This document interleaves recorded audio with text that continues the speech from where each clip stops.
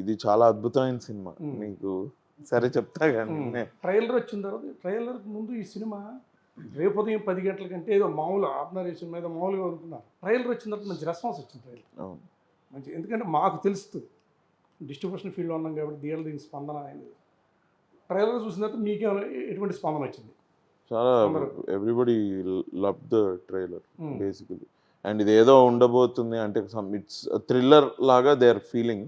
It is a thriller, but I think cinema end అయ్యేసరికి ఇది ఒక హ్యూమానిటీకి సంబంధించిన స్టోరీ అని కూడా అనిపిస్తుంది నాకు తెలిసి ఆడియన్స్. ఈ సినిమా అనుకోకుండా తెరపైకి వచ్చింది.